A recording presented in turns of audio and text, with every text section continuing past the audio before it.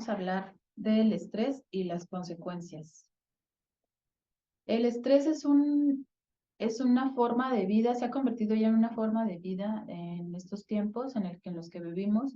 Es una enfermedad que va en progreso a nivel mundial y que realmente es de preocuparse, porque cada día las exigencias del entorno social en el que nos encontramos son mayores. Entonces debemos de conocer qué es el estrés, qué consecuencias nos trae y, lo más importante, cómo podemos hacer para evitar algunas situaciones de estrés o de qué manera las podemos manejar para que no nos generen alguna enfermedad. A manera de introducción, pues lo que les comentaba, la vida cotidiana nos carga de exigencias que vienen derivadas de diferentes situaciones estresantes, y esto pues hace que muchas veces tengamos conflictos en el entorno familiar, en el entorno social, en el entorno de pareja y también incluso con nosotros mismos. Y esto pues conlleva un desgaste de nuestro organismo. Como definición, el estrés es un proceso que pone en marcha la respuesta del organismo para establecer el equilibrio biológico cuando una persona percibe que éste ha sido perturbado por una situación o acontecimiento relacionado con cambios que le exigen un sobreesfuerzo y que, por tanto, ponen en peligro su bienestar personal. Dicho de otras palabras, el estrés es causado por el instinto del cuerpo de protegerse a sí mismo, ¿sí? Cuando nos vemos amenazadas por algún suceso, nuestro cuerpo responde de manera emocional o también de manera,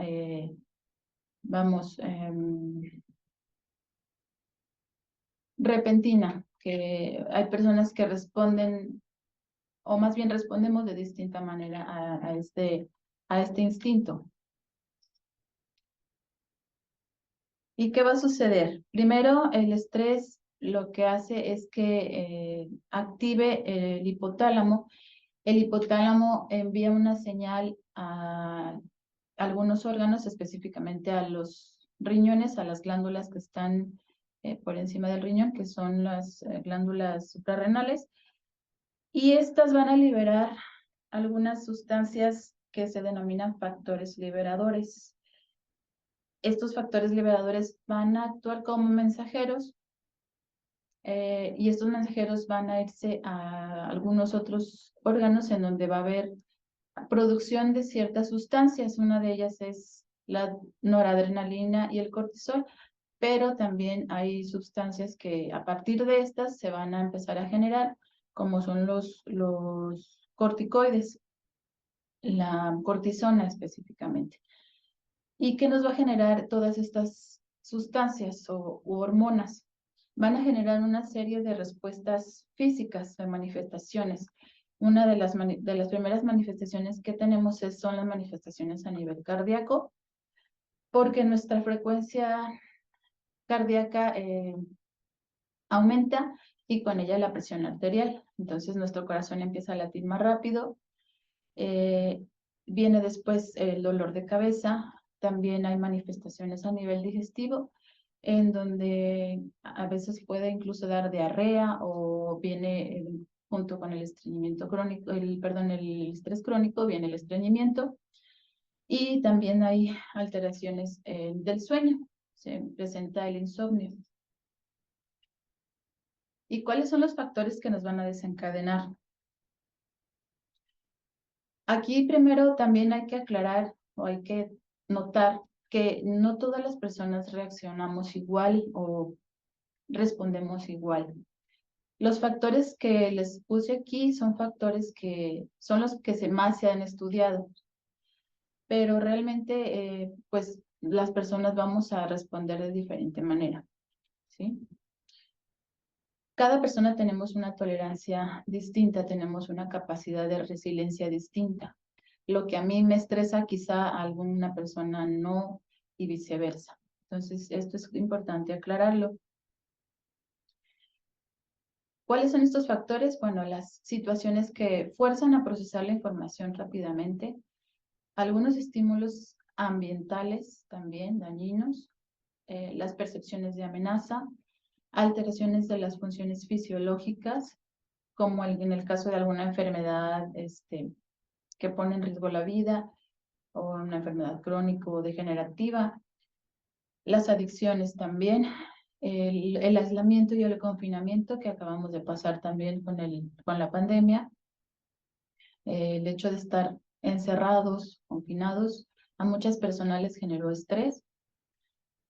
También los bloqueos en nuestros intereses, cuando alguien nos dice, sabes que esto no, eso a veces hay personas que les genera estrés, la presión grupal, la frustración, el no conseguir objetivos planeados, las relaciones sociales complicadas o fallidas también. Me falta una año. El estrés, hay dos tipos de estrés. El estrés agudo, generalmente dura poco tiempo. Lo manejamos, o algunas personas pues solemos manejarlo de mejor manera que otras. Y este estrés se da debido a exigencias y presiones del pasado reciente y exigencias y presiones anticipadas del futuro cercano. Es decir, situaciones que nos pasaron ayer o que nos preocupan mañana y que nos generan este estado de ansiedad o de querer resolver las cosas a veces rápidamente y bueno, todo a veces tiene un proceso. Aquí las personas pueden responder de manera exagerada.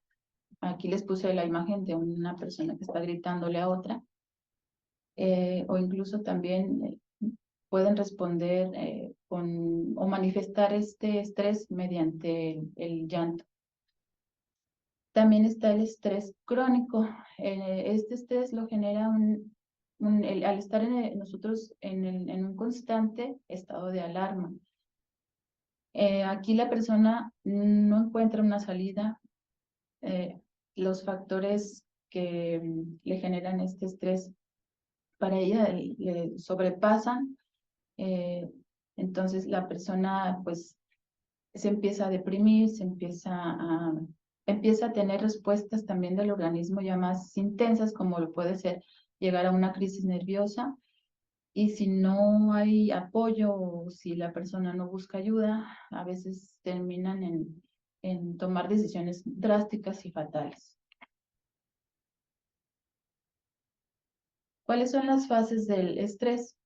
El estrés consta de 3 fases. La fase primera es la de alarma, en donde el organismo empieza a enviar las señales que van a activar la secreción de las hormonas que les mencioné. La fase de resistencia, que aquí se mantiene esta situación de alerta y también se mantienen las hormonas.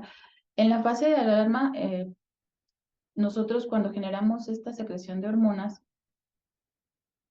podemos salir adelante o nos ayudan incluso esta situación de alarma a poder resolver de mejor manera la situación que en ese momento estamos enfrentando. Por ejemplo, cuando estamos cruzando una calle y vemos que de repente sale un auto que no habíamos visto, inmediatamente nosotros corremos.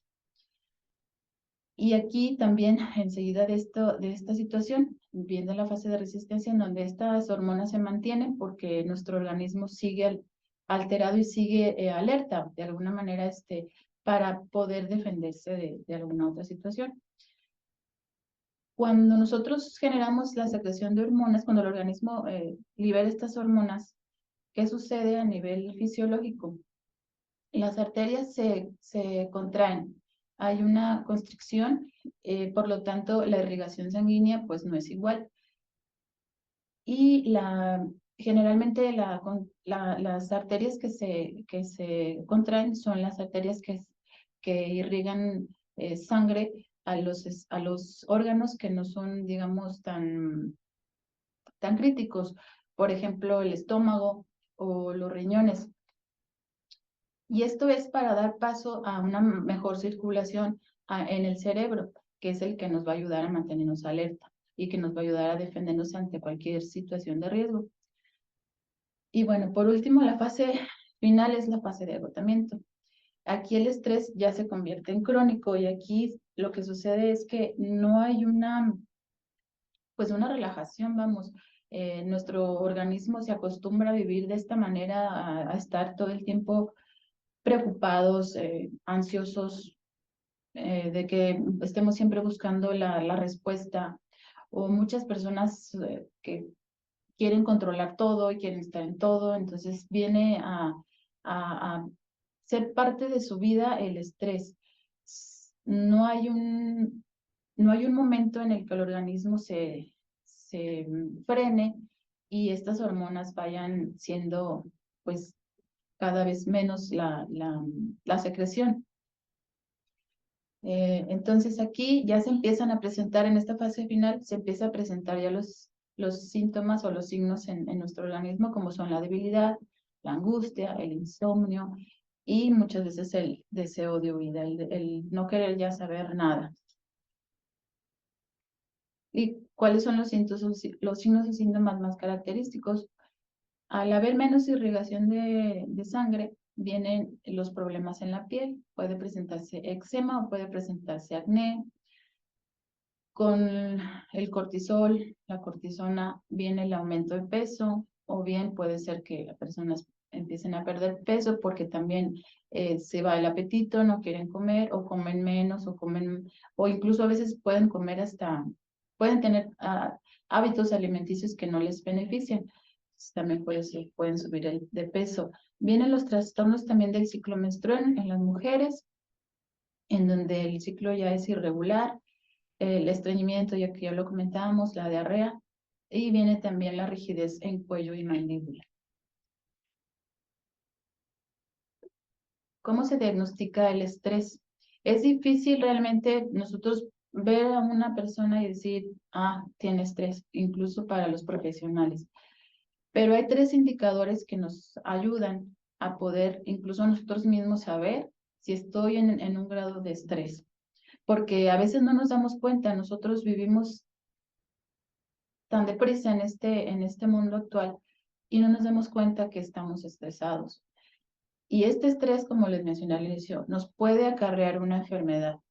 ¿Cuál enfermedad? Pues va a depender del estrés en ese momento que tengamos, de la manera en cómo lo manejemos, pero puede ser desde una hipertensión hasta otras enfermedades pues más serias.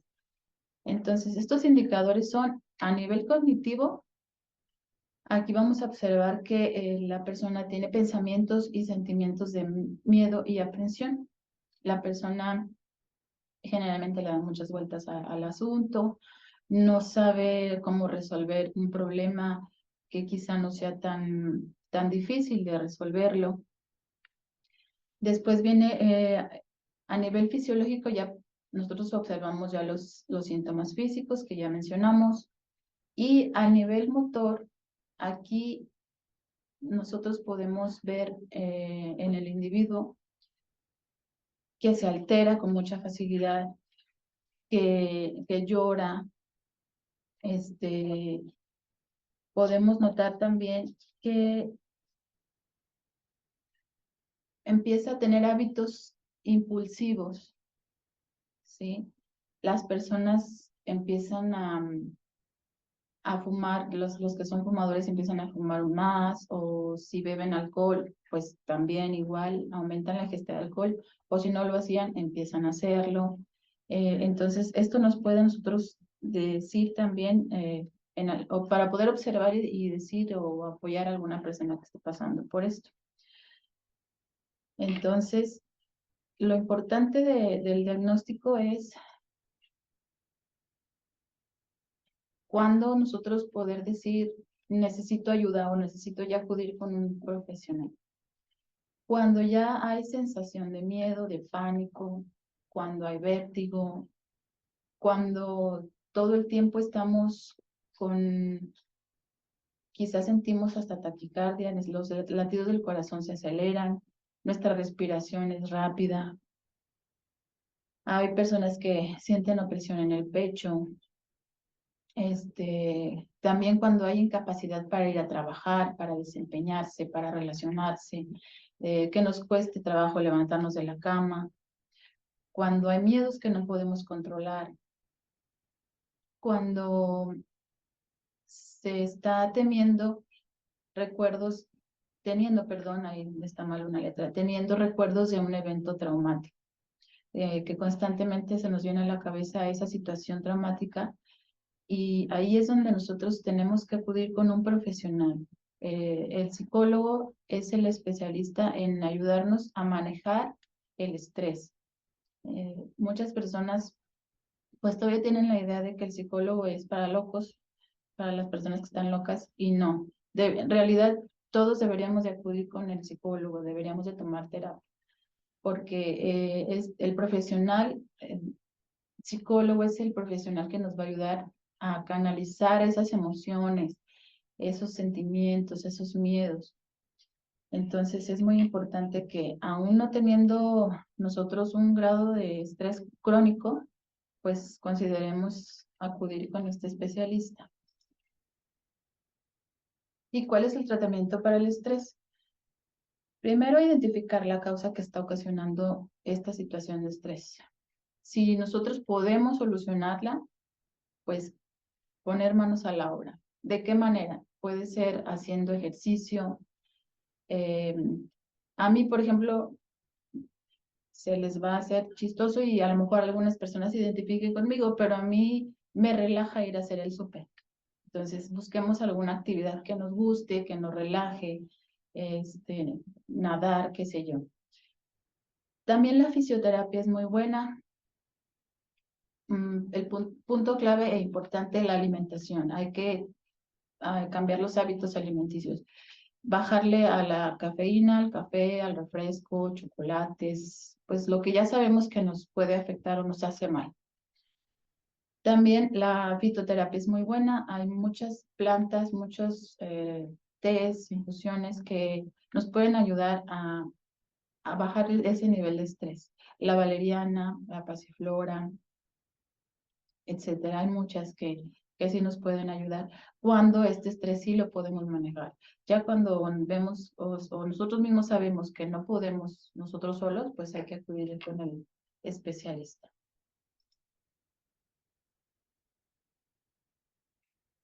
Me encontré esta frase que dice que no es el estrés lo que nos mata, es nuestra reacción al mismo. Y la reacción no es cómo nosotros respondemos ante el estrés, sino también el aceptar si es que necesitamos ayuda, pues esa ayuda, ese apoyo, ya sea en la familia, en el amigo, etcétera, ¿no? Y si no, pues al psicólogo, pero siempre buscar una solución a este estado, que más que eh, traernos beneficios, pues nos puede causar algún problema mayor. Y como les comenté al principio, no todo el estrés o no siempre el estrés es malo, ¿no? El estrés agudo. También nos impulsa, nos ayuda a hacer actividades. Y al final, cuando nosotros terminamos alguna actividad que nos generó ese estrés, pues nos sentimos muy satisfechos y también es una manera de lograr objetivos. Entonces, veamos de qué manera vamos a reaccionar al estrés. Les dejo las referencias.